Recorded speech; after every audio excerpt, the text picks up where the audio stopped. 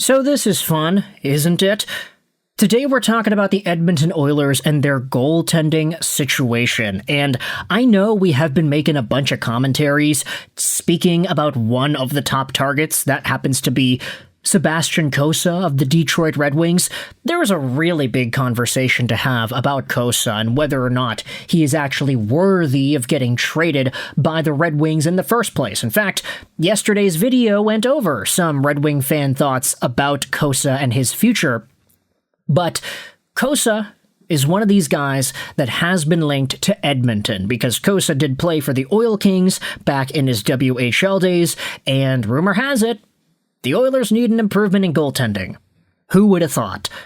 Tristan Jarry was brought into Edmonton to be the guy, and ended up posting an .858 save percentage in 19 games with the Oilers. His .895 in the playoffs was a little bit better, but then again, he was not the number one dude. The Edmonton Oilers got their good bulk of goaltending in the Stanley Cup Playoffs from Connor Ingram, who had an .876 save percentage, still not great, but then again, you think about it, he had an .899 save percentage in the regular season. It's easy to see why he was the guy that Chris Knoblauch decided to go with in the postseason. With that said, there have been some conversations about the Edmonton Oilers and Sebastian Cossa that are worth talking about. You know, we've been speaking this entire time about how Cossa could go over to Edmonton and how he can be their guy. But I wanted to dive into a comment that was posted onto this NHL thread. This is the NHL subreddit. It's more of a general conversation place rather than a hyper-focused team discourse channel. And one of the comments on this post dives into just how bad the Tristan Jarry trade was for the Edmonton Oilers. A trade where, of course, the Oilers sent away Stuart Skinner to the Pittsburgh Penguins, a player who has had his ups and downs, but still was able to accompany the Oilers as they made the Stanley Cup Finals in back-to-back years. If you scroll down in this Sebastian Cossa to Edmonton thread, you'll find this comment made by TD Fast. They went out there and said, "The Tristan Jarry trade is the mess-up to end all mess-ups. They had a bad goalie on an expiring deal and traded him for another goalie, making more money and with years left on his deal. Then they immediately lose confidence in him. Like in the first week of having him. How does your scouting fail that bad? Or how do you override your scouting, whichever the case? They are paying $8 million to goalies next year and are as lost as they have ever been in net.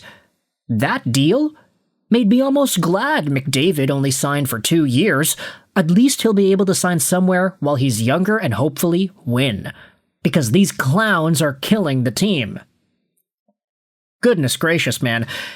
I will give the Oilers a slight benefit of the doubt, not because I love to give the Oilers benefit of the doubts. I'm a Vancouver Canucks fan, so obviously I don't like doing that. But Tristan Jarry kind of tricked everybody in the NHL, didn't he? He was a consistent 900-plus save percentage caliber goalie for Pittsburgh. He had a .919 year and 58 games in 22, which was awesome, but then he lost the starting job in the playoffs. Yes, he did have .921 save percentage seasons, .919 seasons, .909 seasons in between that, but that was like 4, 5, 6 years ago. This previous year, he had a .909 save percentage in 14 games, a much better record than the .893 that he had in 24-25. The fact that he went .909, .903, .893, .909, I would honestly reasonably say that that's enough of a bounce back to say that, oh, well, Jarry is not that bad anymore. Like, yeah, he had an .893 save percentage in 36 games. That's terrible. He was forced to go down to the AHL because he was so bad. That's terrible. But now he's at a .909. Like, that's fine, right? I do think there was enough of a doubt that you could give Tristan Jarry as an athlete to say that, all right, maybe your dark days are already behind you and you can come out into an NHL organization that's projected to make the playoffs and you can win, right? Yeah. Gotta remember, the Penguins, they were not supposed to do all too well this season. They ended up making the playoffs because, hey, the strength of Sidney Crosby knows no bounds, right? But now Tristan Jarry, after getting sent over to Edmonton, he debated everybody. He went from a 909 to an 858. Absolutely terrible record, and the funny part is, he still had more wins than losses. If that doesn't go to show you just how good Edmonton is at winning games despite the fact that their goaltending sucks, I don't know what will be. But the Redditors go out there and continue their discourse over here. It is so baffling. Back-to-back Stanley Cup final visits with Skinner, a homegrown Edmonton goalie with now 2 years of deep playoff experience that was good enough to make it to the big game, but Jarry was somehow better? Another reply says, Skinner sucked. He was serviceable at best, but he was very inconsistent, so it could sink you in an instant.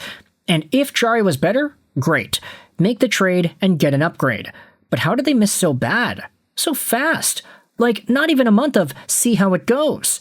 They just moved on as soon as he got here. It was the insane move in a long time. That's revisionist at best, Stupid Genius 11 said. Jarry was pretty good right up after getting into Edmonton. He had a shaky start or two mixed in, and then he got hurt. That's the point, where we brought up Ingram, who looked good after coming up. Jarry struggled after returning from the injury, and with the season in jeopardy and opinions on the Oilers' goaltending still toxic following how Skinner's tenure ended, it basically got zero runway to work himself out of it. The way you tell it, and what seems to be the common opinion on the matter, seems like the Oilers tossed Jarry out the window a week after trading for him and handed the reins to Ingram. And so, while this initial assessment may not actually be accurate as to the way Edmonton really treated Tristan Jarry upon his arrival to the team, it is a disaster trade when you look at how things panned out afterwards. The injury, the decline in save percentage, the fact that Edmonton felt like they had no choice, they had to bring up a guy, and now they have to give that guy the reins to the net because that's all they could do. Jarry, as long as he's a decent goalie, if he's a 905 plus goalie, I think the Oilers are okay. But Jarry, after having the seasons that he has had, getting hurt and questioning his own physical capability, that's where things really start to feel shaky.